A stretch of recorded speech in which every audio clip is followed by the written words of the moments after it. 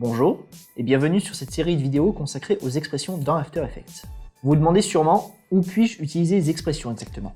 En bref, n'importe quelle valeur utilisant des points clés peut faire l'objet d'une expression. Dans les épisodes précédents, je me suis surtout attardé sur des expressions de position. Mais il faut savoir que les expressions couvrent des domaines beaucoup plus larges. L'opacité, la rotation, l'échelle, la couleur, le texte, pour les calques de texte. Enfin bref, les possibilités sont infinies. Et point bonus, les expressions sont combinables les unes avec les autres. Par exemple, grâce aux expressions, je peux choisir qu'un calque changera de couleur en fonction de son échelle. Disons qu'il passe du rouge au bleu lorsqu'il atteint 50% de son échelle. Je le disais plus tôt, n'importe quelle valeur travaillant avec des points clés peut faire l'objet d'une expression. Dans cet exercice, nous allons nous appliquer à faire tourner cette voiture autour du rond-point. Pour rappel, pour ouvrir la rotation d'un calque, sélectionnez le calque voiture et appuyez sur R. Là, vous voyez un petit chronomètre, on va y revenir, et une inscription en bleu qui indique la rotation de la voiture. Nous allons essayer d'automatiser tout ça. Pour cela, nous allons créer une expression. Pour créer une expression, il existe plusieurs méthodes. La méthode la plus commune est d'appuyer sur Alt et de cliquer sur le petit chronomètre. Option chronomètre pour les Mac. À partir de ce moment-là, une expression par défaut a été créée et la valeur est passée en rouge, signe qu'elle est soumise à une expression. Il existe plusieurs façons de créer une expression. Vous pouvez sélectionner la valeur pour laquelle vous voulez créer une expression, aller dans Animation et ajouter une expression. Vous vous retrouverez donc dans le même cas que précédemment. Enfin, vous pouvez utiliser le raccourci clavier Shift Alt égal. Shift option égale pour les Mac. Il vous arrivera parfois de vouloir désactiver l'effet sans pour autant supprimer l'expression. Pour cela, vous devrez simplement cliquer sur cette petite icône et voilà, l'écriture est passée en bleu, ce qui signifie que la valeur n'est plus soumise à l'expression. Pour la réactiver, cliquez simplement sur l'icône une deuxième fois et voilà, l'expression est revenue. Le champ d'expression est une grande bande dans laquelle vous allez pouvoir rédiger votre expression. Vous pouvez l'agrandir ou le rétrécir selon vos besoins, mais sachez qu'After Effects agrandira ou rétrécira votre champ d'expression en fonction du nombre de lignes que vous avez. Comme n'importe quel éditeur de texte, vous pourrez copier, couper, coller ou même supprimer des expressions. Lorsque vous aurez fini de créer votre expression, ne cliquez pas sur Entrée au risque de créer une nouvelle ligne.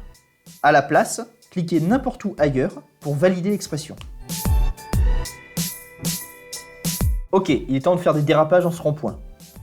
Si vous ne l'avez pas déjà fait, je vous invite à télécharger gratuitement le document qui va vous permettre de suivre pas à pas ce tutoriel. Pour le moment, faisons apparaître la valeur rotation en appuyant sur R, puis créons l'expression. Comme j'ai envie de faire tourner indéfiniment ma voiture, je vais devoir lui appliquer une expression qui va permettre au cours du temps de la faire rouler. Pour cela, je vais introduire l'expression time. Ce que je dis à After Effects, c'est que j'ai envie que ma voiture ait 1 degré de rotation au bout d'1 seconde. De la même manière, au bout de 2 secondes, elle aura 2 degrés de rotation, 3 degrés au bout de 3 secondes, 4 au bout de 4 secondes, etc. Un problème se pose. Ma voiture ne va pas assez vite. Comme je vous le disais, le champ d'expression est un éditeur de texte et l'expression time peut être également multipliée. Par ailleurs, je sais que j'ai envie que ma voiture ait parcouru 1/4 du rond-point au bout d'1 seconde. 1/4 de cercle représente 90 degrés. Je dois donc multiplier la valeur time par 90, afin de faire comprendre à After Effects qu'au bout d'1 seconde, j'ai envie que ma voiture ait effectué 90 degrés. Mais un autre problème se pose. Ma voiture roule en sens inverse. Pour cela, il faut dire à After Effects que je n'ai pas envie que ma voiture aille à 90 degrés au bout d'1 seconde, mais à moins 90. Il faut donc rendre cette valeur négative. Et voilà. La voiture a bien effectué 90 degrés, dans le bon sens cette fois-ci. Essayons. Nickel. Maintenant, supposons que j'ai envie qu'elle fasse la moitié du rond-point en 1 seconde. Pour cela, très simple, il me suffit de changer la valeur 90 par 180, qui est la moitié donc de 360. Vous l'aurez donc compris, la vitesse de la voiture est conditionnée par rapport à son axe de rotation et à sa vitesse de rotation par rapport au temps.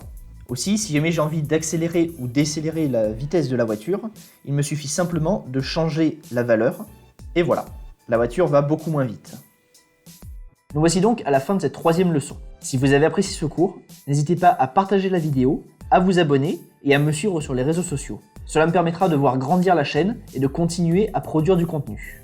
N'hésitez pas non plus, si ce n'est pas déjà fait, à télécharger gratuitement dans la description les documents support qui vous permettront de suivre pas à pas ce que je fais durant cette série de vidéos. Quant à moi, il ne me reste plus qu'à vous souhaiter une bonne fin de journée. A plus!